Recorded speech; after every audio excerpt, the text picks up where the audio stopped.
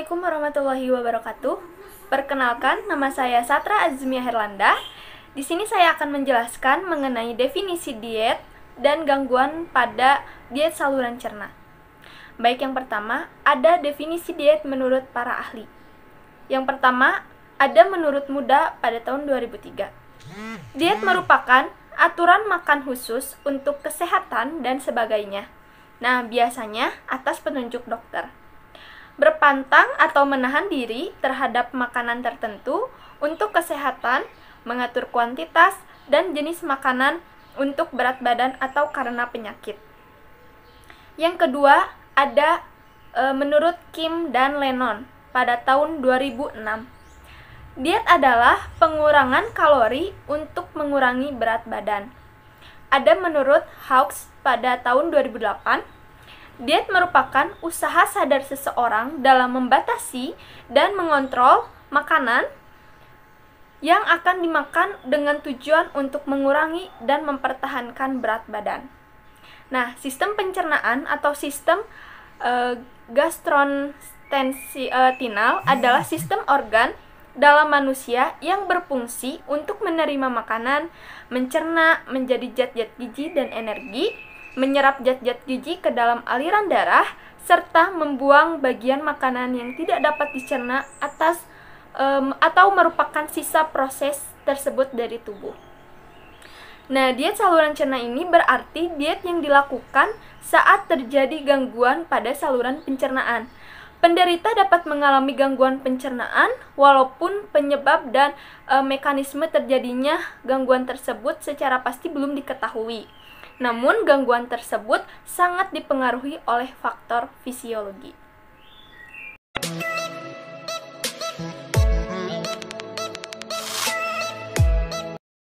Selanjutnya, ada gangguan saluran pencernaan.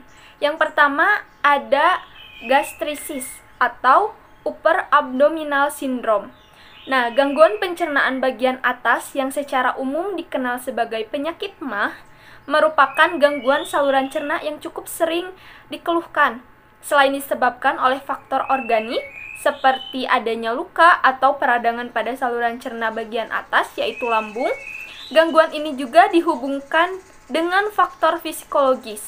Nah, gangguan ini ditandai oleh adanya rasa sakit atau rasa penuh di daerah epigastrium yaitu ulu hati sebelah kanan atau kiri di bawah lengkung iga.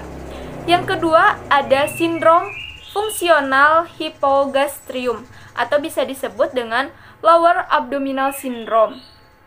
Gangguan pencernaan yang mengenai saluran cerna bagian bawah ini juga dikenal sebagai spastic colon, irritable colon, colitis nervosa, dan obstipasi spastik. Nah, penderita penyakit ini akan mengeluhkan rasa sakit pada perut, tujuh biasanya di bawah pusat, diare atau obstipasi yaitu sembelit. Bila terjadi obstipasi, feses penderita dapat keluar berbentuk seperti votlot atau seperti tahi kambing, yaitu obstipasi spastik ini. Lalu yang ketiga ada aerofagi. Gejala yang timbul dari gangguan saluran cerna ini adalah berupa sakit perut dan perut dirasakan penuh dan membengkak. Hal ini dibuktikan dengan bersendawa, yaitu blushing, yang keras secara bertubi-tubi. Nah, simptom ini terutama ditemukan pada mereka yang bergantian menelan dan mengeluarkan udara.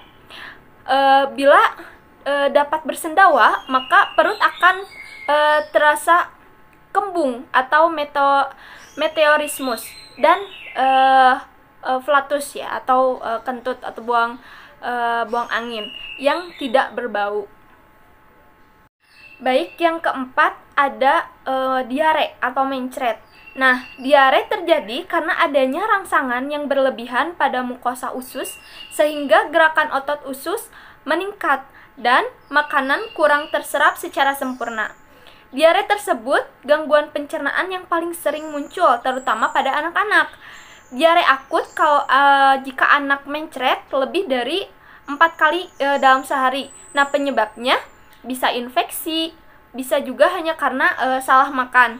Sebagai contoh, makanan yang tidak sesuai dengan usia anak. Misalnya, sudah diberikan makanan padat sebelum waktunya. Lalu yang kelima ada heartburn. Nah, ini merupakan nyeri akut yang dirasakan di daerah epigastrium, yang dirasakan dapat menyebar ke bagian lain dari dada atau lengan. Heartburn ini biasanya timbul setelah makan dan disebabkan oleh refleks isi lambung ke esofagus. Lalu yang keenam ada esofagitis. Nah, ini merupakan peradangan kronik esofagus. Nah, kelainan ini sering terjadi akibat refleks kronik isi lambung ke dalam esofagus. Apabila hal ini terjadi, lapisan mukosa esofagus dapat mengalami tukak oleh asam. Nah, kerusakan lapisan mukosa dapat menyebabkan peradangan kronik, spasme otot, dan pembentukan jaringan perut di esofagus yang dapat menyebabkan terhambatnya makanan. Nah, gejalanya itu yang pertama ada nyeri seperti terbakar di bagian epigastrium, lalu muntah, dan juga disfagia atau kesulitan menelan. Lalu selanjutnya yang ketujuh ada peritonitis. Nah, peritonitis adalah peradangan peritonum atau suatu membran yang melapisi rongga abdomen. Nah, peritonitis ini biasanya terjadi akibat masuknya bakteri dari saluran cerna atau organ-organ abdomen ke dalam ruang peritonum melalui perfosi usus atau rupturnya suatu organ.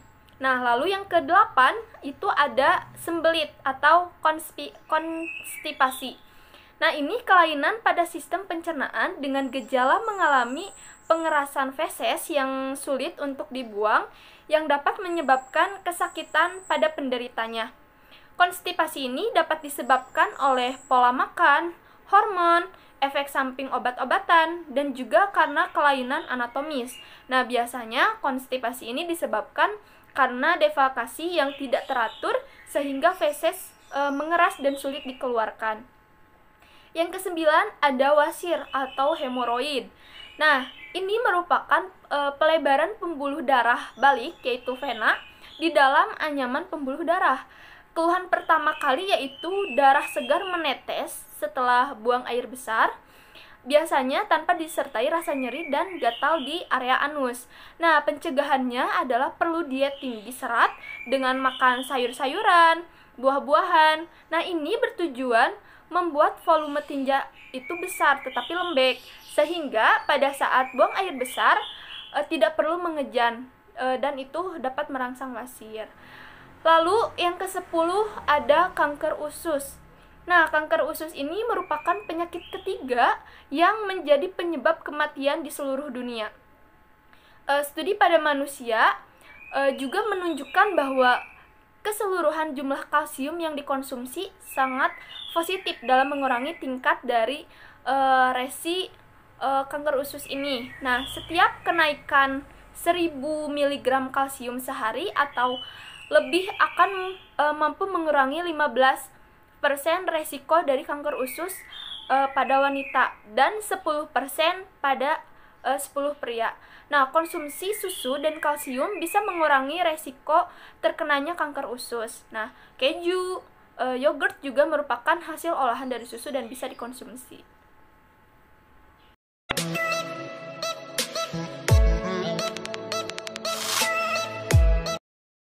Assalamualaikum warahmatullahi wabarakatuh. Perkenalkan, nama saya Cynthia Septiani dengan NIM 194111055. Di sini saya akan melanjutkan presentasi. Diet pada saluran pencernaan atas. Diet dysphagia adalah kesulitan menelan karena adanya gangguan aliran makanan pada saluran cerna. Hal ini terjadi karena kelainan sistem saraf menelan pasca stroke dan adanya massa atau tumor yang menutupi saluran cerna.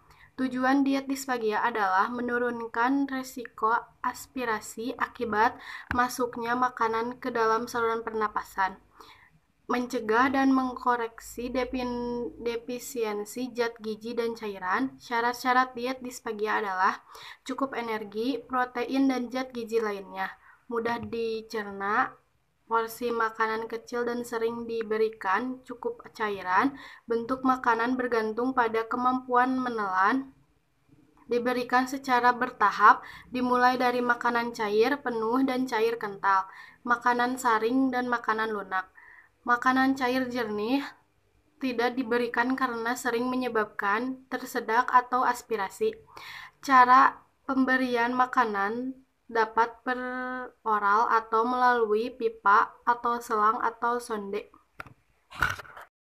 yaitu diet pasca hematemesis melena adalah keadaan muntah dan buang air besar berupa darah akibat luka atau kerusakan pada saluran cerna. Tujuan diet: memberikan makanan secukupnya yang memungkinkan istirahat pada saluran cerna, mengurangi resiko perdarahan tulang dan mencegah aspirasi. Mengusahakan keadaan gizi sebaik mungkin. Syarat diet: tidak merangsang sel cerna, tidak meninggalkan sisa. Pada fase akut dapat diberikan makanan parenteral saja selama 24-48 jam, memberikan istirahat pada lambung. Diet diberikan jika perdarahan pada lambung atau duoden sudah tidak ada. Diet pasca hematemesis melena diberikan dalam bentuk makanan cair jernih tiap 2-3 jam pasca pendarahan. Nilai gizi makanan ini sangat rendah sehingga diberikan selama 1-2 jam saja. Yaitu diet pada penyakit lambung. Penyakit lambung atau gastrointestinal meliputi gastritis akut dan kronis, ulcus pepticum pasca operasi lambung yang sering diikuti dengan dumping syndrome, dan kanker lambung. Gangguan gastrointestinal sering dihubungkan dengan emosi atau psikoneurosis dan makan terlalu cepat karena kurang dikunyah serta terlalu banyak merokok. Gangguan pada lambung umumnya berupa sindrom dispepsia, yaitu kumpulan gejala yang terdiri dari mual, muntah, nyeri epigastrium, kembung, nafsu makan berkurang, dan rasa cepat kenyang. Tujuan diet: penyakit lambung adalah untuk memberikan makanan dan cairan secukupnya yang tidak memberatkan lambung serta mencegah dan menetralkan sekrusi asam lambung yang berlebihan. Diet: mudah cerna, porsi kecil dan sering diberikan. Energi dan protein cukup sesuai kemampuan pasien untuk menerimanya. Lemak rendah, yaitu 10-15%, kebutuhan energi total yang ditingkatkan secara bertahap hingga sesuai dengan kebutuhan. Rendah serat, terutama serat tidak larut air yang ditingkatkan secara bertahap. Cairan cukup, terutama bila ada muntah. Tidak mengandung bahan makanan atau bumbu yang tajam, baik secara termis, mekanis, maupun kimia. Laktosa rendah, bila ada gejala intoleransi laktosa, umumnya tidak dianjurkan minum susu terlalu banyak. Makan secara perlahan di lingkungan yang tenang. Pada fase akut dapat diberikan makanan parenteral saja selama 24-48 jam untuk memberi istirahat pada lambung.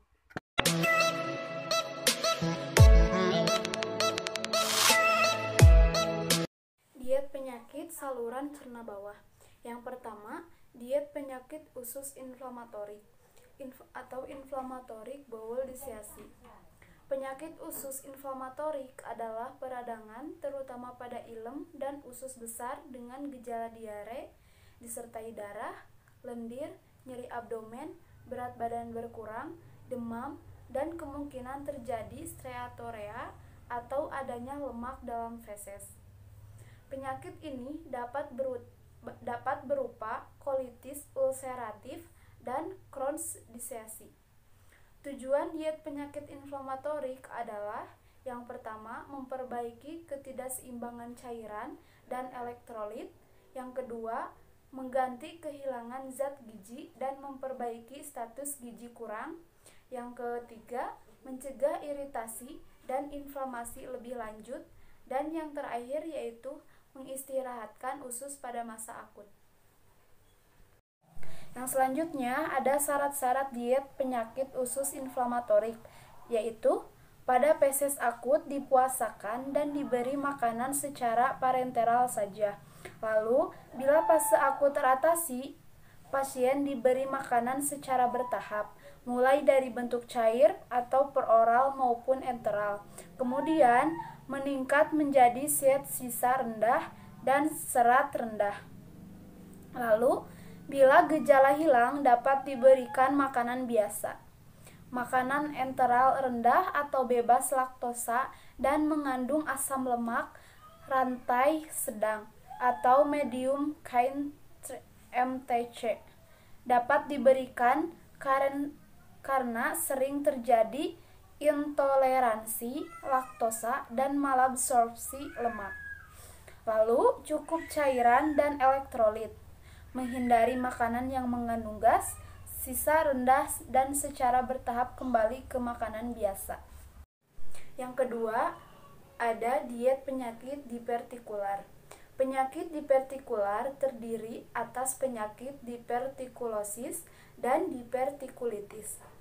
Penyakit divertikulosis yaitu adanya kantong-kantong kecil yang terbentuk pada dinding kolon, terjadi akibat tekanan intrakolon yang tinggi pada konstipasi kronik.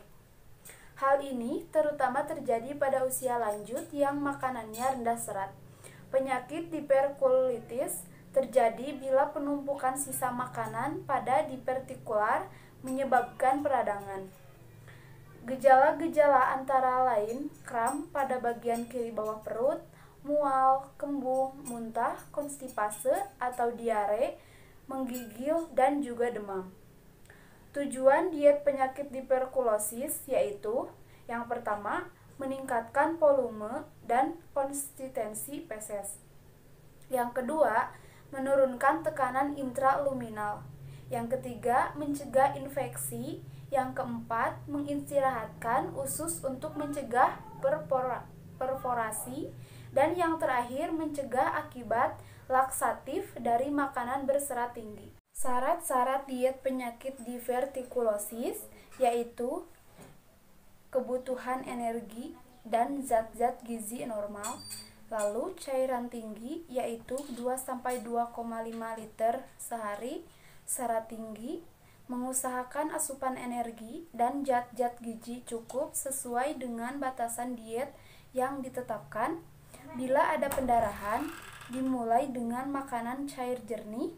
Makanan diberikan secara bertahap, dimulai dari diet sisa rendah 1 ke diet sisa rendah 2 dengan konsistensi yang sesuai. Lalu, hindari makanan yang banyak mengandung biji-biji kecil seperti tomat, jambu biji, dan stroberi yang dapat menumpuk dalam divertikular. Lalu yang terakhir, bila perlu diberi makanan enteral rendah atau bebas laktosa.